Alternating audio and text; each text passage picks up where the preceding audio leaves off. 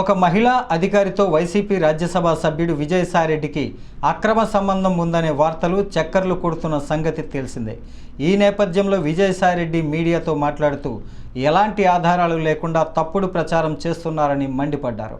ఒక ఆదివాసీ మహిళా అధికారిని అవమానించారని, ఆమెతో తనకు అక్రమ సంబంధాన్ని అంటగట్టారని ఆగ్రహం వ్యక్తం చేశారు. కొన్ని మీడియా సంస్థలు తనపై తప్పుడు కథనాలను ప్రచారం చేశాయని విమర్శించారు. తన వివరణ కూడా తీసుకోకుండానే అసత్య కథనాలను ప్రచారం చేశారని మండిపడ్డారు. ఇదంతా పద్ధతి ప్రకారమే జరుగుతూ ఉంది. నేను ఒక్కటే చెప్తా ఉన్నా, ఎవరైతే ఈ నిరాధారమైన ఆరోపణలు చేశారో, ఎవరైతే నా పేరు ప్రతిష్టలు దెబ్బతీసేదానికి ప్రయత్నించారో, వాళ్ళు ఎంత పెద్దవాళ్ళైనా, ఏ పార్టీకి చెందినటువంటి వాళ్ళైనా, అది మా పార్టీలో వాళ్ళైనా కావచ్చు, అధికార పార్టీకి సంబంధించినటువంటి వాళ్ళైనా కావచ్చు, వదిలే ప్రసక్తే లేదు అని నేను ఘంటాపదంగా చెప్తా ఉన్నా. ఇక కాన్స్టిట్యూషనల్ బాడీస్ ఏదైతే ఉన్నాయో, న్యాయం కోసం ఇతన్ని శిక్షించేదానికి ఏదైతే చేయాలనో ఆ ప్రతి ఒక్కటి చేస్తానని నేను మీ అందరికీ కూడా తెలియజేస్తా ఉన్నా. ఒక ఆడబిడ్డని, ఒక ఆదివాసీ బిడ్డని బజారుకి ఇచ్చి నా వ్యక్తిత్వం మీద, నా ఎదుగుదల మీద, ఒక పేదలకి సేవ చేయాలి, ప్రజాసేవ చేయాలి అన్నటువంటి ఆలోచన కలిగినటువంటి నా మీద కుట్రబన్ని ఈ యొక్క వ్యక్తి, ఈ వంశీకృష్ణ అనేటటువంటి వ్యక్తిని ఎటువంటి పరిస్థితుల్లో వదిలేదే లేదు అని నేను ఖరాఖండిగా చెప్తా ఉన్నా. వీటన్నిటికీ మించి ఒక ప్రైవేట్ మెంబర్ బిల్ పార్లమెంటులో సోషల్ మీడియాని, ఇటు ఈ యొక్క వెధవలు ఎవరైతే ఉన్నారో జర్నలిస్టులుగా, వీళ్ళని శిక్షించేటటువంటి బిల్లుని ఒకటి ప్రవేశపెట్టాలన్నటువంటి ఆకాంక్ష కూడా నాకు ఉంది అని నేను తెలియజేసుకుంటా ఉన్నా.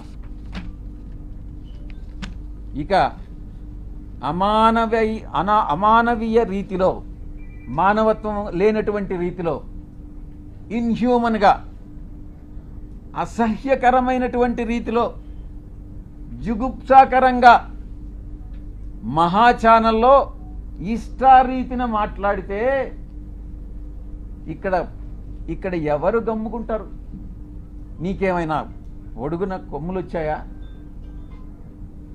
నువ్వు ఒక అధికారంలో ఉన్నటువంటి ఒక సామాజిక వర్గానికి చెందిన వాడివని భయపడతామా? నోడల్ ఎంపీగా ప్రభుత్వ కార్యక్రమాలకు హాజరైనప్పుడు చాలామంది అధికారులు హాజరవుతారు, చాలా అడుగుతారు, చేయగలిగినవన్నీ చేస్తాం. నేను ఇక్కడ ఉన్నప్పుడు ప్రజా దర్బార్ నిర్వహించేవాడిని.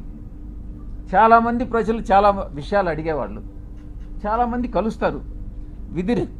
విధి నిర్వహణలో భాగంగా వీళ్ళందరూ కూడా కలవడం జరుగుతుంది. కలిస్తే తప్ప? కలిస్తేనే సంబంధం అంటగట్టేస్తారా? తారతమ్యాలు అనేటటువంటివి లేవా? వయసు అన్నటువంటిది తెలీదా? సహాయం కోసం 1-2 సార్లు నా కార్యాలయానికి వస్తే చాలామంది వచ్చారు, మీలో కూడా చాలామంది వచ్చారు. జర్నలిస్టులు కూడా ప్లాట్లు అడిగారు. నేను చేయగలిగిందంతా నేను చేశాను, విశాఖపట్నంలో ముఖ్యంగా.